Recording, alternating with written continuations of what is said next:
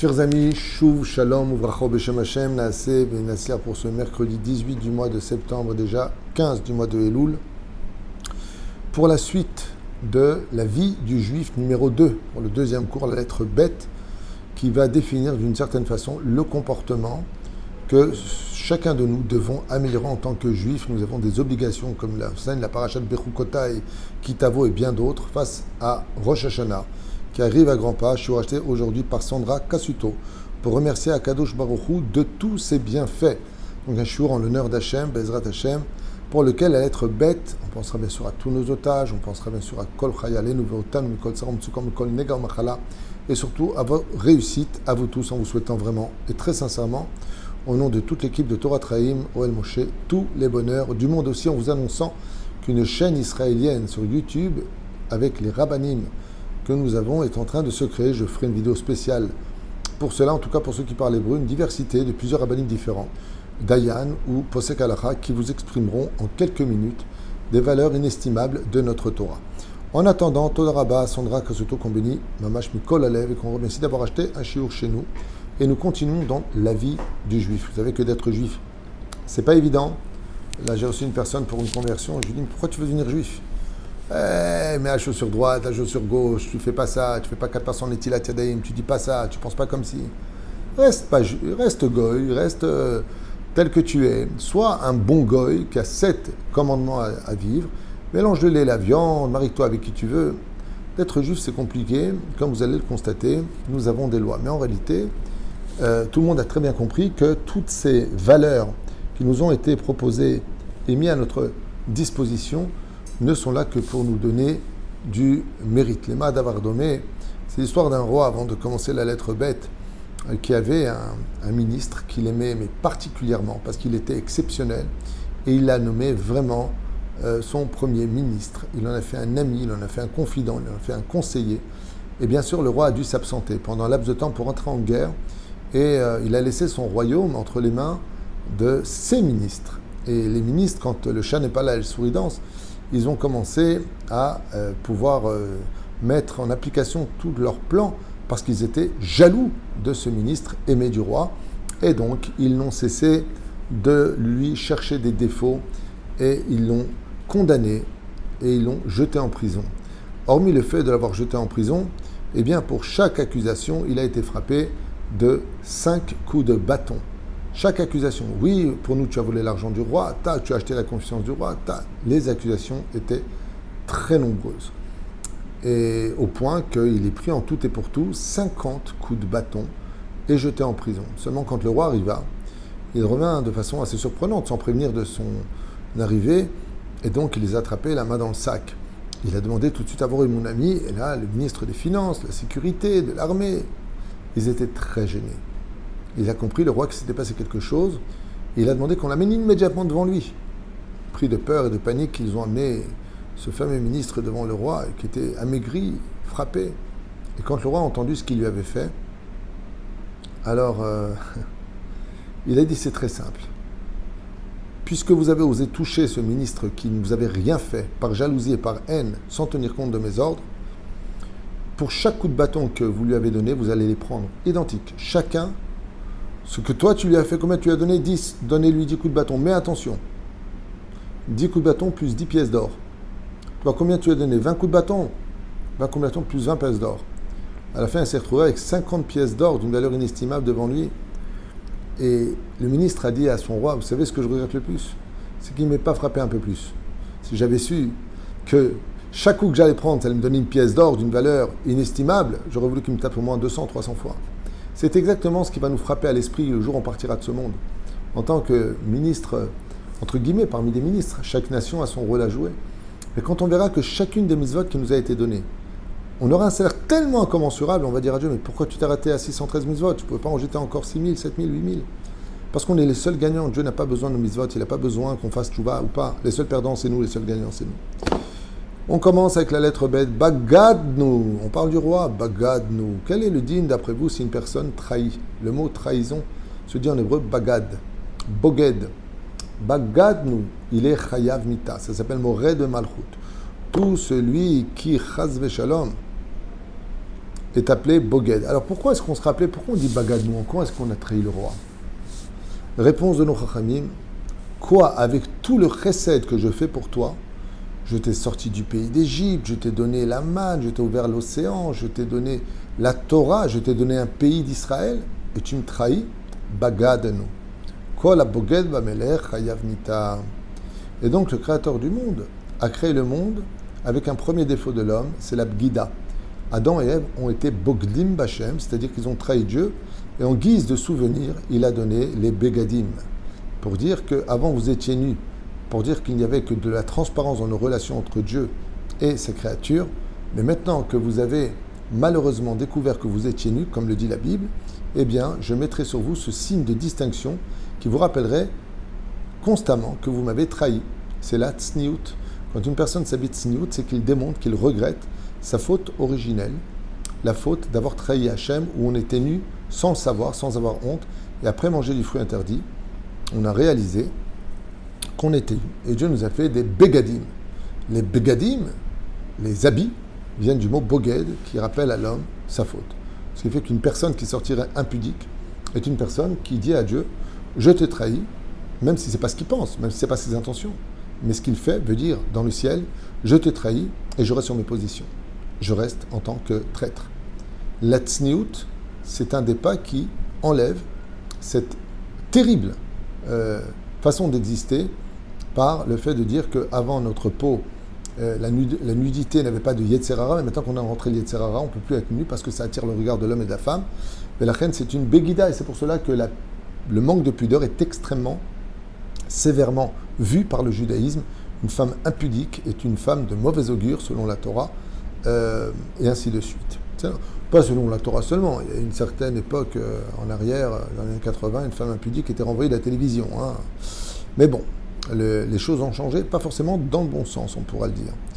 C'est pour cela qu'à propos des vêtements, puisqu'on est dans Bagadnu, on verra que les deux autres synonymes du mot vêtement confirment l'amélioration de ce que nous sommes.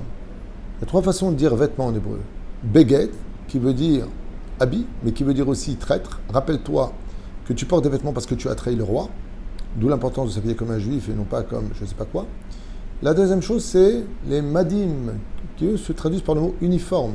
Et le mot madim est du mot midot, qui veut dire arrange tes midot, car les vous chez la dame zeokevodo, la façon dont tu t'habilles exprimera les honneurs qui t'expriment. Vous verrez qu'on ne se comportera jamais quand on habille en smoking et quand on habille avec un jean, c'est une chemise. On n'a pas le même comportement, on n'a même pas la même façon de poser nos jambes, ni même de se comporter, car l'habit honore celui qui le porte. Vous allez voir, quand vous allez à un chidour, vous allez chercher un travail, la première chose qu'on regarde, c'est comment vous êtes fringué. Qui es-tu? La Chaim Bezrat Hashem, Madim, qui vient du mot Midot, ce sont les vertus de l'homme. Et la troisième chose, c'est comme on dit Bgadim, Levouche, qui vient du mot Boucha, tu n'as pas honte. Vous voyez, c'est trois mots, Levouche, Beged, Madim, Levouche. Les trois mots correspondent à ce que Dieu attend de toi. 1. Arrête de me trahir, habille-toi pudique. 2. Travaille tes midot, Madim. 3.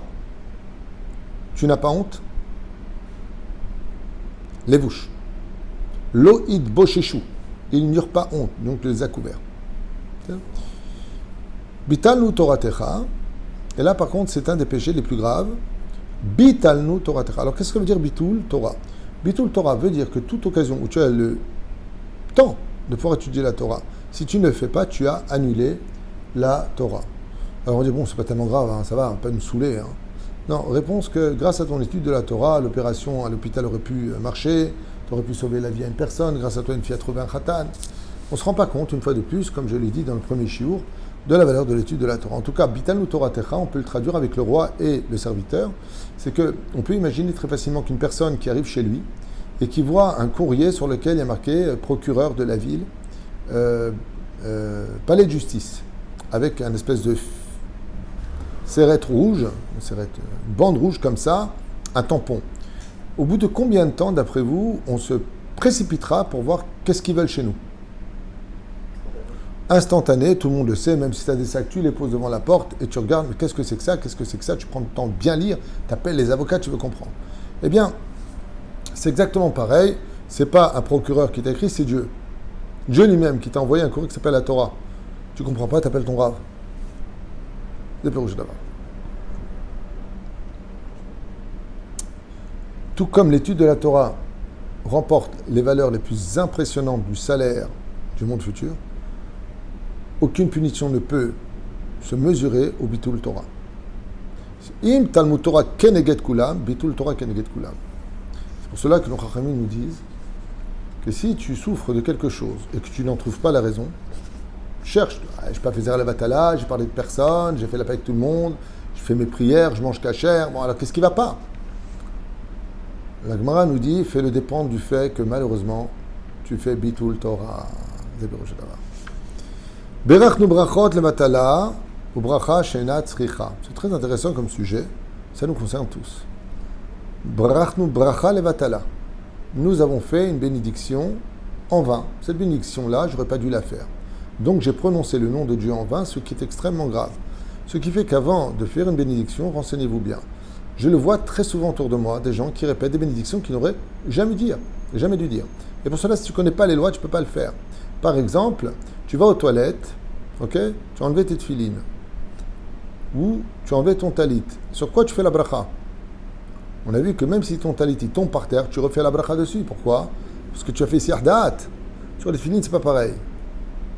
Très bien. Tu es chez toi, tu bois un verre d'eau. Après un quart d'heure, tu rebois un verre d'eau. Tu ne refais pas la bracha. Tu n'es pas sorti du toit de ta maison. Il faudrait que tu sortes à l'extérieur pour faire la bracha. Tant que tu es chez toi, tu ne refais pas la bracha. Même si 2-3 heures se sont écoulées. Même si tu as fait la bracha acharona, boré nefashot rabot.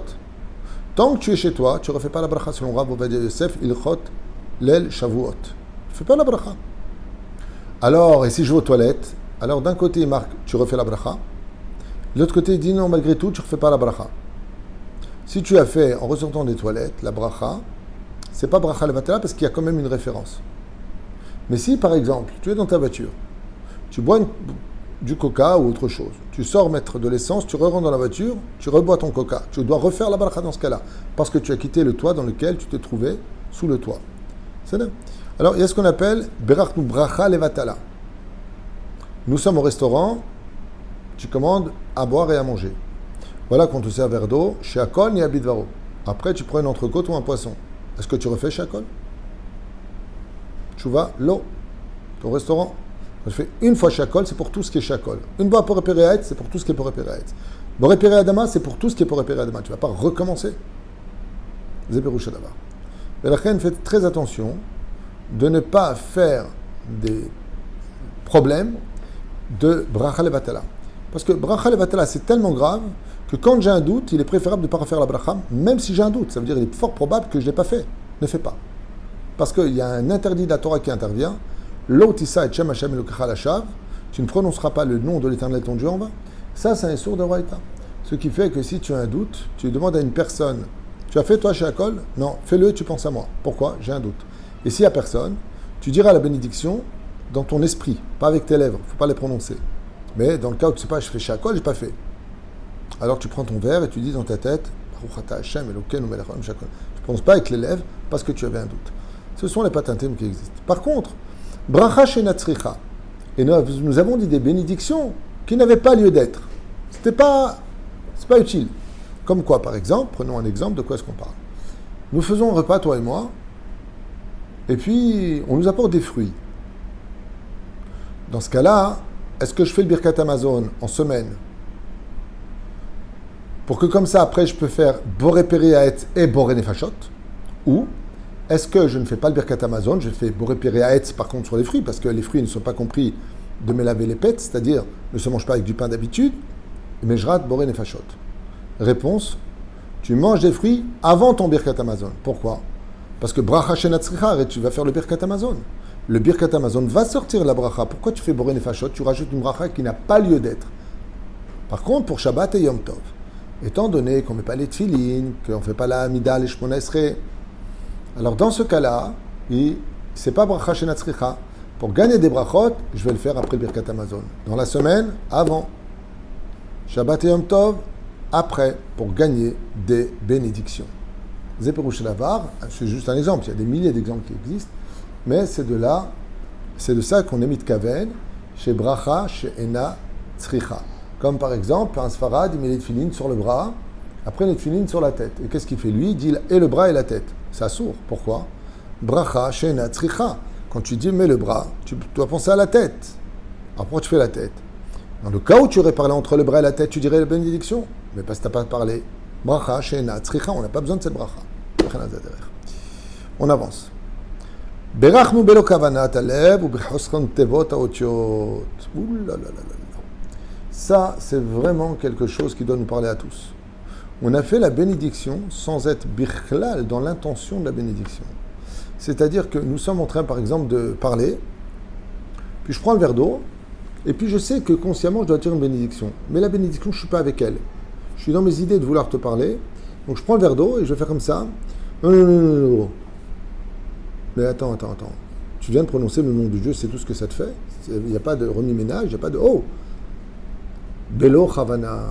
Pendant que j'étais dans ma bracha, mon esprit n'était pas à l'intérieur. De ce qu'explique le Ben Ishraï. Mitzvah Belo Kavana, qui gouf Belo Neshama. Ce qui fait que si je crée des mitzvot et mon intention n'est pas avec, j'ai comme un corps qui n'a pas d'âme.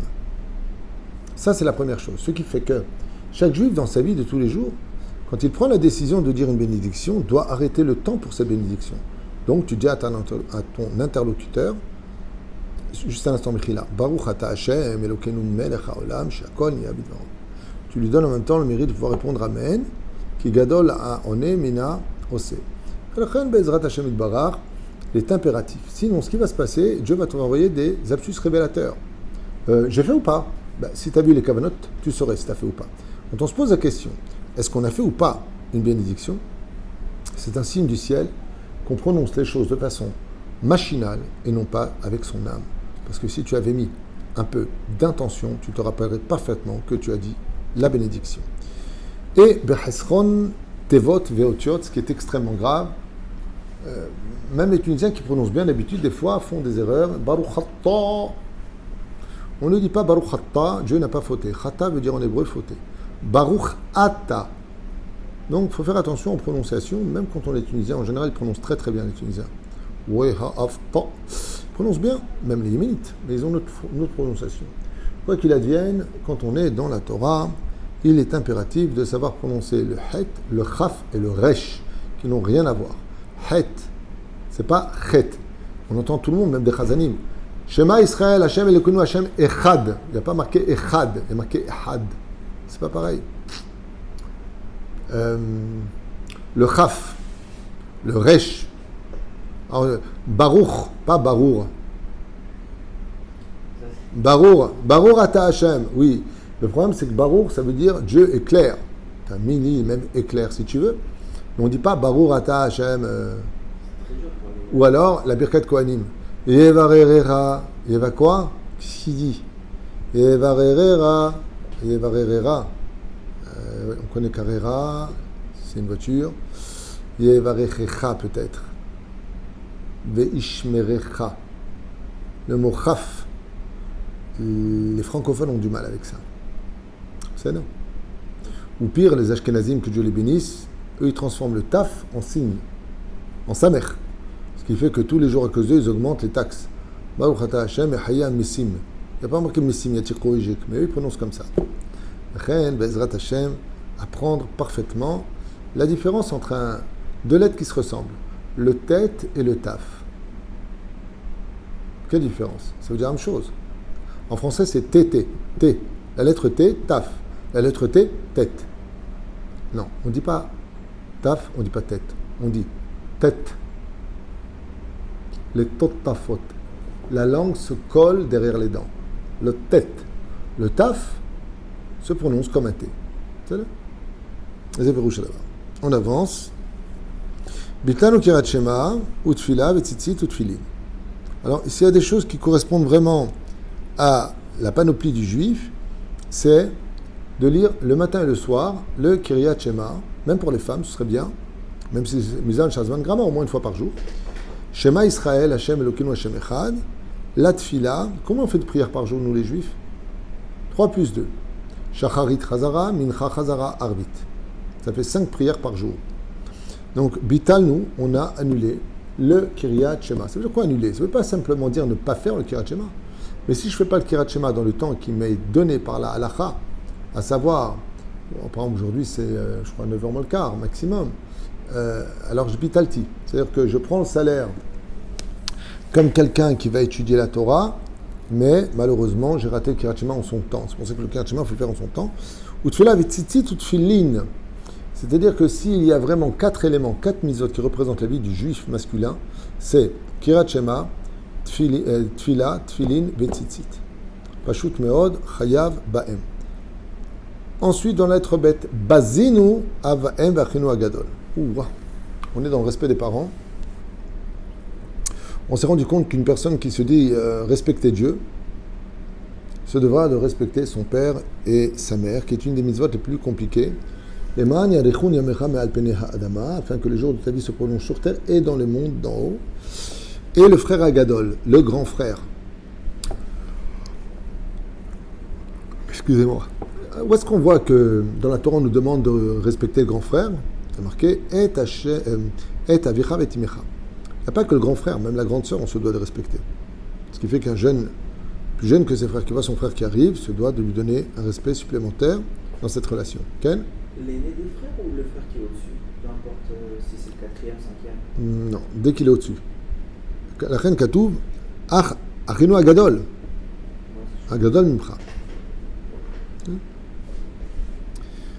Donc, Bazinu, on a mis d'une certaine façon,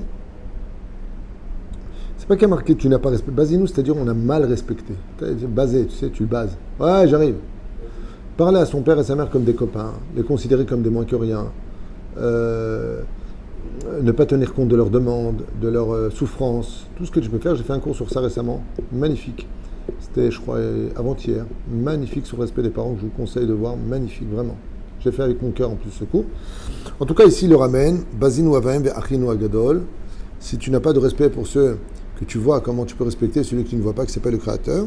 Bazinu Chachamim ve'irei Shamaim. Tu rendras des comptes de ne pas avoir respecté les rabbanim et ceux qui craignent le ciel, ceux qui sont dans la Torah, les misot, au lieu de te moquer d'eux ou dire de toute façon ceux-là, tu ferais mieux de te taire et de leur donner tout le respect qu'ils auraient dû parce qu'eux au moins ils ont travaillé le pourquoi de leur existence. Dieu nous a créés pour faire Torah, misot, masim tovim, tandis que toi, avec ta grande bouche, tu fais rien, donc tu ferais mieux de te taire. Hein. Si t'es naze, au moins respecte ceux qui font les efforts d'être bien. Alors vous me direz, attends, il est en train de juger alors qu'on n'est pas dans la Torah, on est naze. Oui. J'étais aussi chiloni, j'étais pas dans la Torah et on est naze. Oui. Sans Torah, on vit dans le mensonge. Et avec la Torah, on rentre dans la vérité. Ça fait mal à entendre, mais c'est pas en jouant la politique de l'autruche que ça va arranger les choses. Donc oui, il faut être religieux, oui, il faut être pratiquant, oui, il faut aimer les rabbanim, les talmidei chachamim. Mais si on tombe sur un charlatan qui s'habille en rabbin, ça ne fera pas de l'ensemble des arnaqueurs. Et pour finir, Berachnu Birkat Hamazon Bekalutrosh. Nous avons fait le Birkat Hamazon avec légèreté, tout simplement. Le Birkat Hamazon, les gens ne savent peut-être pas encore assez, peut-être que je n'ai pas été explicite, mais il faut savoir que le Birkat Hamazon est la seule bénédiction de toute la Torah qui est d'Oraïta. La Tfila, il y a une marloquette. Est-ce que c'est Rabbanan? Est-ce que c'est d'Oraïta? Est-ce que c'est contre le Korbanot? Ravam Tzak Yaakov? C'est pas encore Barour, c'est une marloquette. Mais le Birkat Hamazon, il n'y a pas de marloquette. Ce qui fait que le fait de faire le Birkat Hamazon est un mérite hors du commun. Les Juifs ne mangent pas du pain parce qu'ils ont faim, mais ils mangent du pain parce qu'ils vont avoir le mérite de faire le Birkat Hamazon. Et ce mérite est exceptionnel. Dans les 4 Baruch Ata Hashem, on retrouve le nom de Dieu. Et dedans se trouvent toutes les bénédictions que vous souhaiterez pour vous et vos enfants. Dedans, il y a tout. D'abord, le fait aussi de remercier celui qui nous a reçus à la maison. Mais il n'y a pas que ça. Dedans, on parle de l'héritage de la terre d'Eretz Israël, de la paix sur terre. On rappelle la minimale machine tikva, atov amitiv, les Harugé Betar. On parle de Yoshua Binu d'une certaine période, quand il va composer le Birkat Hamazon a été imposé à la base par Avram Avinu, Bechanal Zaderer. À Rachmanhu, là-bas on demande tellement de bonnes choses, mais surtout ça finit avec le fait que nos enfants ne manquent jamais de rien. Ce qui fait que, vous savez, on veut souvent des bénédictions qui viennent des plus grands rabbanim. Mais dans ton propre Birkat Hamazon, si tu le faisais comme Dieu te le demande, avec mamash, comme j'étais avec quelqu'un en train de manger au restaurant, on a fait le Birkat Hamazon ensemble. J'étais même pas à la moitié, non, au premier tiers du Birkat Hamazon, il avait fini. Et moi, je prenais mon temps. Il m'a regardé comme ça, il m'a dit waouh, j'ai l'impression en vous regardant que je fais trop vite mon Birkat Hamazon. J'écoute, ça fait 1 heure qu'on est assis ensemble, tu as fait ton Birkat Hamazon en moins d'1 minute et demie. Tu aurais dû manger en 1 minute et demie et faire ton Birkat Hamazon en 1 heure. זה פירוש הדבר. לכן ברכת המזון זה דבר שהוא ענק גדול ביותר. Et pour finir, Baruch Hu Baruch Shemo, lo aninu be'askarat habrachot. Alors ça c'est une mahloket, est-ce que vraiment on doit dire à chaque fois Baruch Hu Baruch Shemo? Réponse finale, oui, il y a une mahloket là-dessus, à savoir si oui ou non on doit dire Baruch Hu Baruch Shemo quand quelqu'un fait une bracha. Réponse à la fin, c'est notre minag, donc oui, mais surtout répondre Amen. Alors on verra ça plus tard, Amen Chatoufa, Amen Yetoma, qu'est-ce que ça veut dire? Mais pour ce deuxième shiur de la vie du juif, on a assez de chomer pour travailler la journée qui arrive à devenir meilleure dans notre judaïsme. Parce qu'être juif, ce n'est pas suffisant d'être né d'une mère juive. Il faut aussi montrer qu'on est digne de cette naissance. Kol Tuv V'Litraot.